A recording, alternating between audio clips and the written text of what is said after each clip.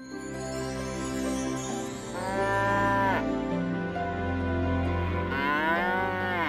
गांव में छोटू नाम का एक युवक रहता था। छोटू 19 साल का था, लेकिन वह कुछ करता ही नहीं था। केवल उन बच्चों के साथ खेलता था जो उसकी आधी उम्र के थे। लुक्का छुपी,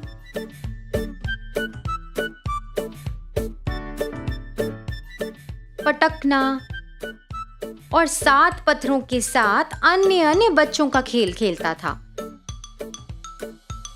छोटू के माता पिता ने छोटू को शिक्षा देने के लिए अपनी सारी बचत खर्च कर दी थी, लेकिन छोटू ने कभी अपनी पढ़ाई की परवाह नहीं की और सिर्फ बच्चों के साथ खेलने पर ध्यान दिया।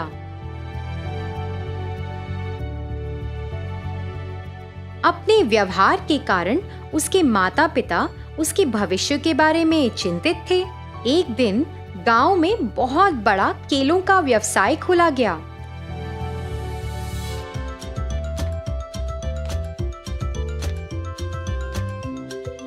और छोटू के पिता उन्होंने एक बोर्ड पर ध्यान दिया जिसमें लिखा था, कार्यकर्ताओं की जरूरत है। कार्यकर्ताओं की जरूरत? हाँ, अरे मुझे तो अंदर जाना चाहिए।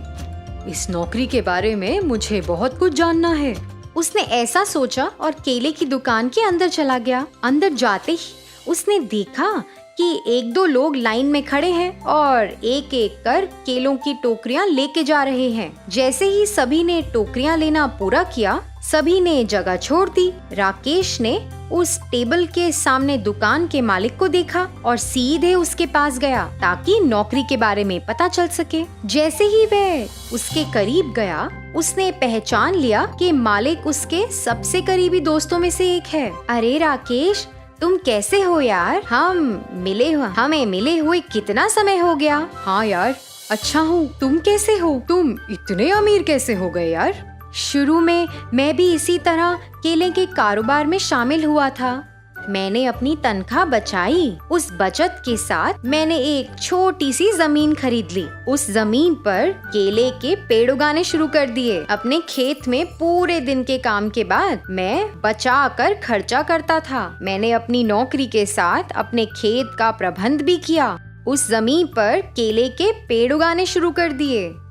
अपने खेत में मैं पूरे दिन काम करता था और बचत करता था। मैंने ये काम अपनी नौकरी के साथ किया और एक खेत का प्रबंध किया। और हाँ, मैं तो तुम्हारे बेटे के बारे में पूछना भूल ही गया। वो कैसा है और क्या कर रहा है?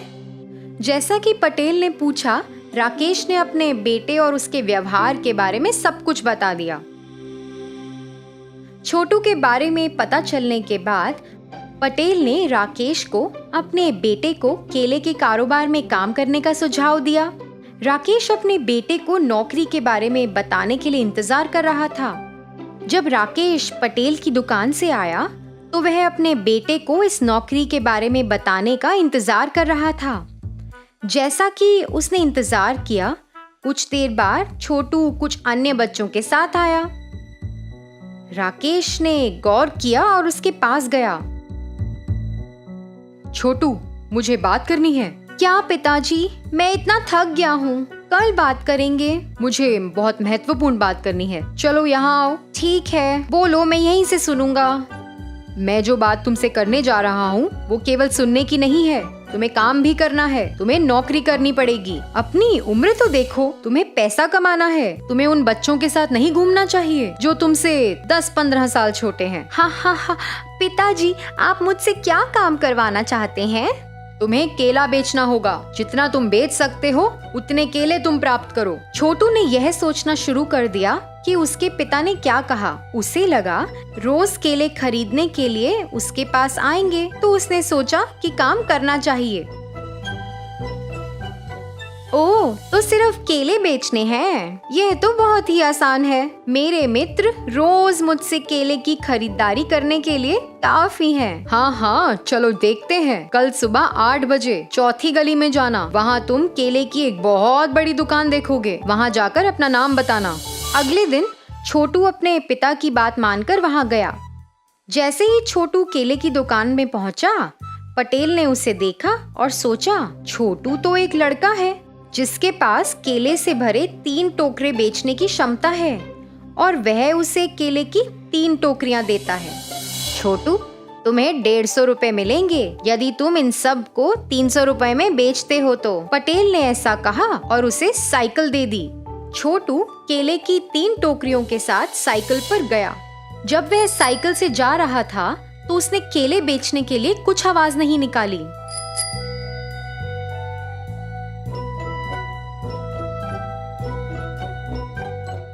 थोड़ी देर बाद वो थक गया और उसे लगा कि उसे पेड़ के पास सोना चाहिए। उसने केलों की 3 टोकरियां नीचे रख दी और वहीं आराम करने लगा। जब वह आराम कर रहा था, छोटू ने सुना कि कुछ बच्चे आसपास खेल रहे हैं। इसलिए छोटू ने पेड़ के नीचे सब कुछ वैसे ही छोड़ दिया और खेलने के लिए चला गया। जब वह खेल रहा था तो दूसरी तरफ बंदर आया जो पेड़ पर था। उसने टोकरी से केले खाने शुरू कर दिए। फिर छोटू ने उस पर ध्यान दिया और वहाँ बंदरों का पीछा किया। अरे नहीं, इस केले को कैसे बेचा जाएगा? मैं ये नहीं कर सकता। जैसा कि मैंने सोचा था, मैं उन सभी केलों को अपने दोस्तों को बेचूंगा। यह सोचकर वह अपने दोस्तों के पास चला गया। जैसे ही वह वहाँ जा रहा था, उसके दोस्त उसके सामने आकर खड़े हो गए और उसे रोक लिया। अरे, आज सुबह हमारे साथ खेलने के लिए क्यों नहीं आए? और उन टोकरियों में क्या है? वाह वाह, बहुत सारे केले। अरे, हर केले की कीमत 2 रुपए है। क्या 2 रुपए? उन सभी ने ऐसा कहा और वहाँ के सभी 6 बच्चों ने केला खत्म करना शुरू कर दिया। यहाँ तक कि छोटू अपनी लालच के साथ उन्हें लगातार एक के बाद एक केला खिलाते ही जा रहा था। केले की एक और पूरी टोकरी देखकर, अरे दोस्तों, कृपया इसको भी खत्म कर दो और 300 रुपए का भुगतान करो। फिर मेरा आज का काम हो जाएगा। फिर बाकी बचा हुआ दिन मैं तुम्हारे साथ बिता सकता हूँ और खेल भी तो सकता हूँ। क्या तुम ये हमसे उम्मीद कर रहे हो कि हम इतना पैसा खर्चेंगे? जाओ, कम से कम केले की आखिरी टोकरी तो बेच दो और पैसा कमाओ। छोटू को समझ नहीं आया कि उसे अपने दोस्तों का सामना कैसा करना है। शुरू में तो उसने सोचा था कि ये आसान काम होगा, सभी केले वह अपने दोस्तों को बेच देगा। लेकिन अब वह जानता था कि ये कितना मुश्किल है। हे भगवान, अब क्या करूं? उन्होंने 200 रुपए के केले खा लिए हैं। अब केवल एक टोकरी बची है। मैं पटेल अंकल को क्या जवाब दूंगा? अगर मेरे पिताजी को इस बारे में पता चल गया तो ठीक नहीं होगा। हाँ, तो मैं एक काम करूंगा। मैं पड़ोसी गांव में जाऊंगा और केले से भरी इस टोकरी को 300 रुपए में बेचूंगा। तब केवल मैं अपने पिता और तभी मैं अपने पिताजी और पटेल अंकल का सामना कर सकता हूँ। लेकिन इतने महंगे केले कौन खरीदेगा? वह कुछ समय के लिए ऐसा सोचता रहा और जैसे ही उसे विचार आया, उसने तुरंत दूसरे गांव में जाने की तैयारी शुरू की और वहाँ जाकर चिल्लाना शुरू कर दिया। पतले मोटे हो जाओ, मोटे पतले हो जाओ, आओ स्वादिष्ट केले सिर्फ 6 रुपए में खरीदो। आओ आओ साहब, मैडम जी, सब आओ, इस स्वादिष्ट केले को 6 रुपए में खरीदो। इस तरह से उसने गांव में बेचना शुरू कर दिया।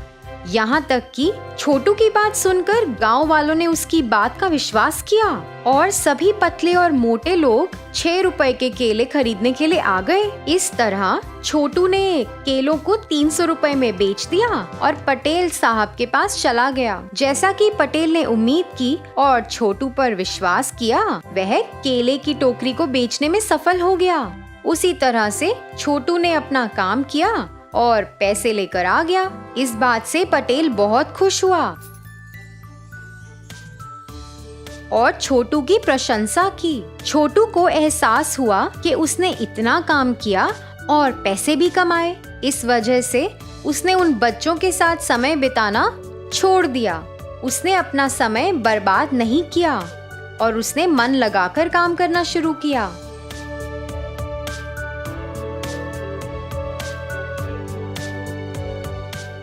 तो बच्चों, इस कहानी से हमें क्या सीख मिलती है? बिना किसी संघर्ष के कमाई करनी आसान नहीं है। हमको समझना चाहिए, जहाँ मेहनत और संघर्ष है, उसके बाद परिणाम भी अच्छा मिलता है।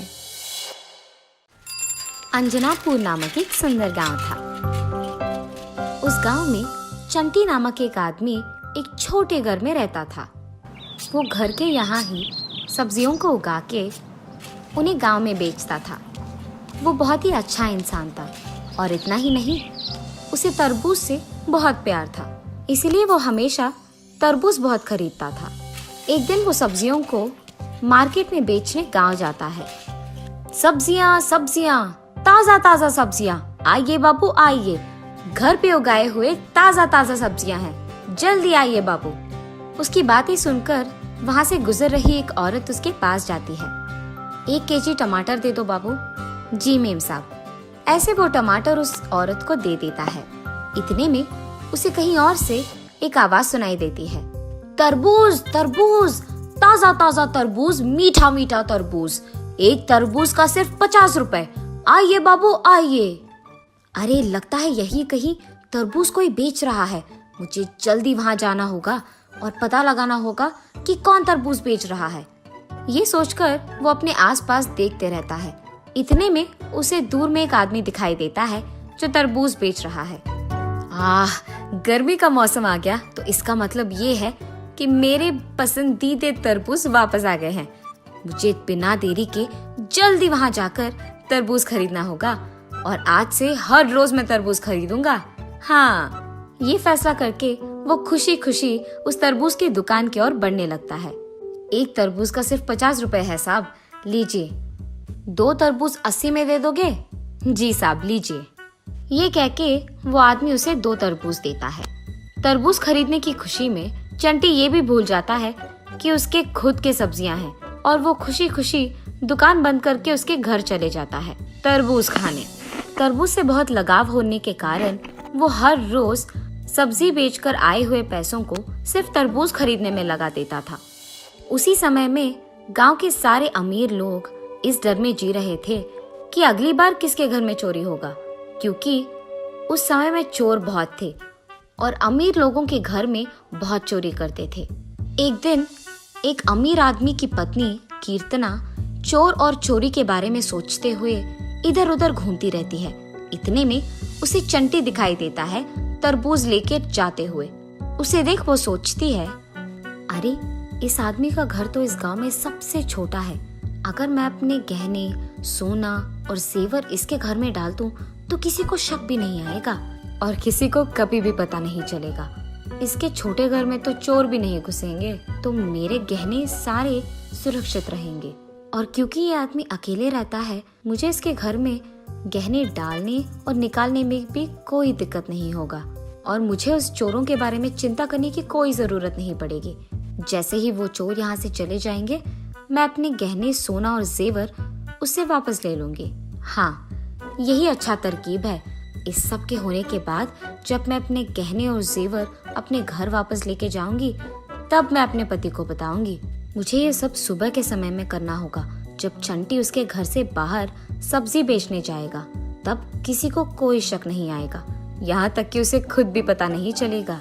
ये फैसला करके वो अगले दिन सुबह चंटी के घर के बाहर जाने का इंतजार करती है। जैसे ही वो चला जाता है, वो उसके सारे सोना सब उसके घर लेके जाती है, पर उसे समझ में नहीं आता कि वो सब वो कहाँ छुपाएगी।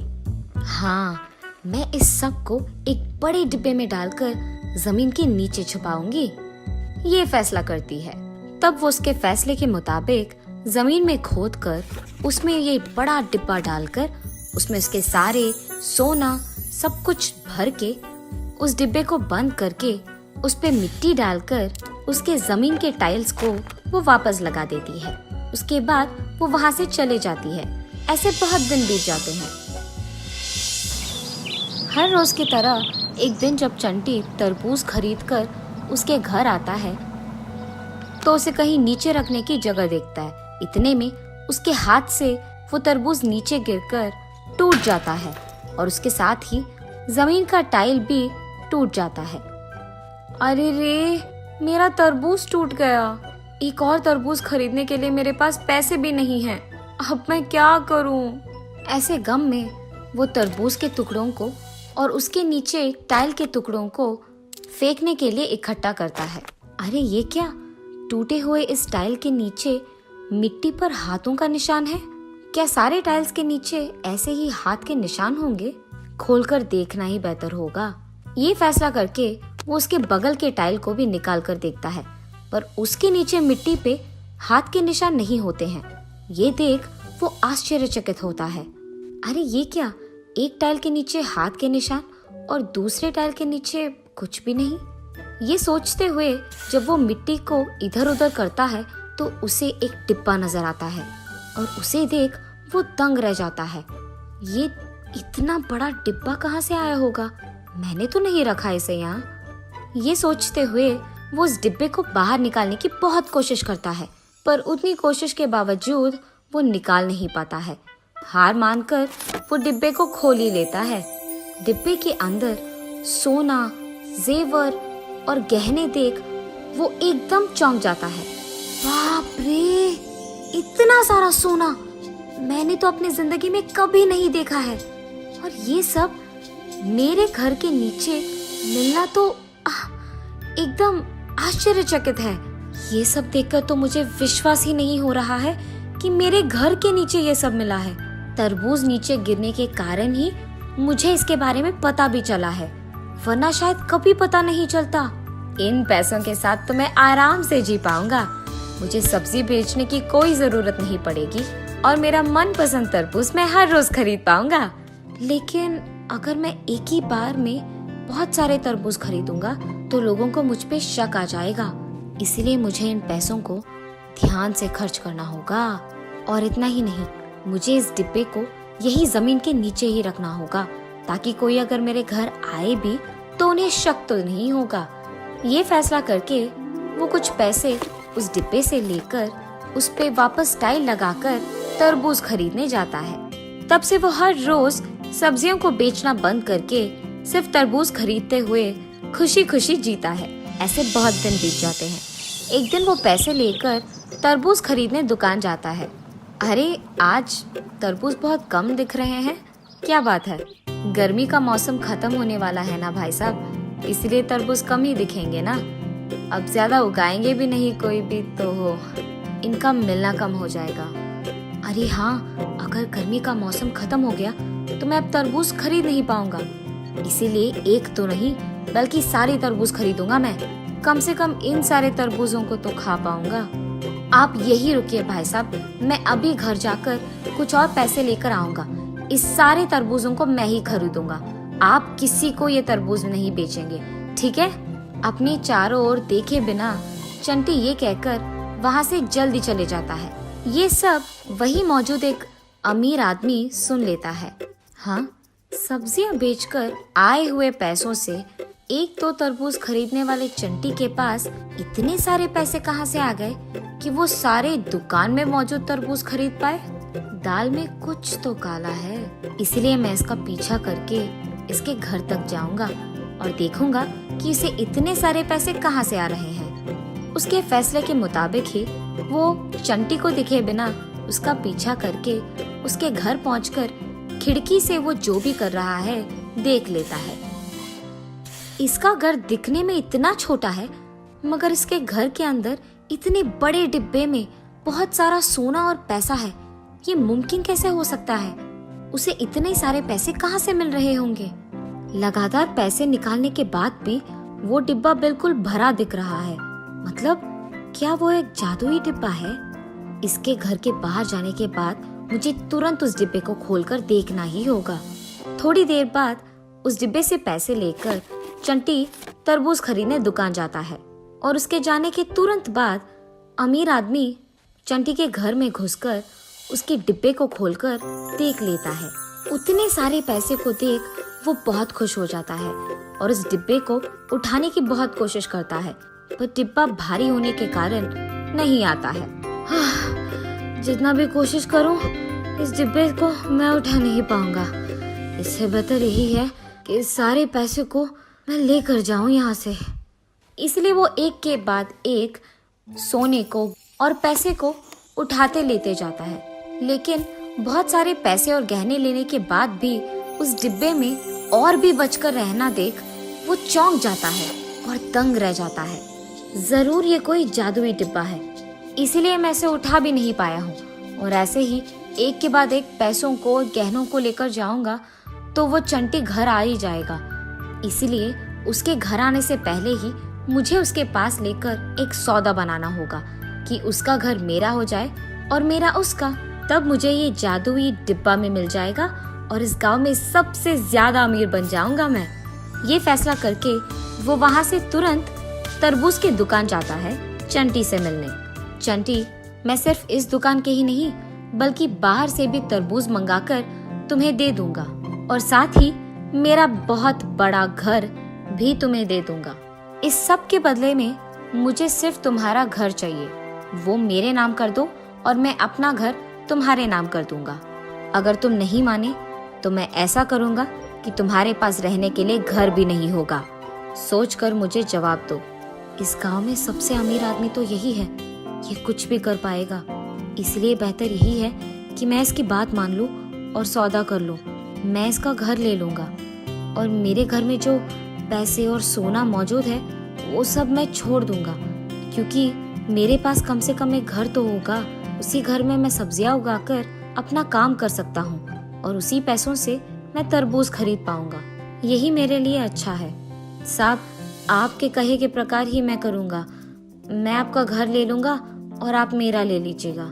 ये सुनकर अमीर आदमी खुशी से पगला जाता है और तुरंत उसका घर चंटी के नाम कर देता है और चंटी का उसके नाम कर देता है और उसके वचन के मुताबिक ही बाहर से भी तरबूज मंगाकर सारे तरबूज चंटी को दे देता है। और उसके बाद उसकी पत्नी को लेकर वो चंटी के उस छोटे घर में जाता है। अरे, आप मुझे यहाँ क्यों लेके आए? कीर्तना, अब से ये घर हमारा है, हम यहीं पे रहने वाले हैं। मुझे पता है कि ये घर बहुत छोटा है, पर इसमें एक जादुई डिब्बा है, उसमें बहुत सारा पैसा, सोना और जेवर है। ऐसे वो जो कुछ भी हुआ कीर्तना को बताता है। ये सुनकर कीर्तना हैरान हो जाती है। हाय भगवान, मुझे बताए बिना आपने क्या कर दिया जी? ये कोई जादुई डिब्बा नहीं है। इस सब में जो सोना, गहने और जेवर मौजूद है ये सब हमारे ही है। मैंने ही इस डिब्बा को यहाँ लगाया है जी। गांव में हो रहे चोरी से बचने के लिए मैंने ये सब किया है। मैंने सोचा उन चोरों के जाने के बाद मैं पैसे लेकर वापस आ जाऊंगी और तब मैं आपको ये सब समझाऊंगी। मुझे आपको पहले ही बोल देना था, ये सब मेरी गलती है। बाप रे, ये क्या हो गया? मैंने भी पैसों की लालच में अपना घर उसके नाम और उसका घर मेरे नाम कर दिया। अब मैं उसे वापस कभी नहीं ले पाऊंगा। ऐसे सोचते हुए दोनों पति पत्नी दुखी बैठते हैं। सुनिए, जो हो गया सो हो गया, अब हम इसके बारे में कुछ नहीं कर सकते हैं। ये तो अच्छा हुआ कि हमारे पैसे, सोना और गहने हमारे पास ही है। इसका मूल्य ज्यादा है।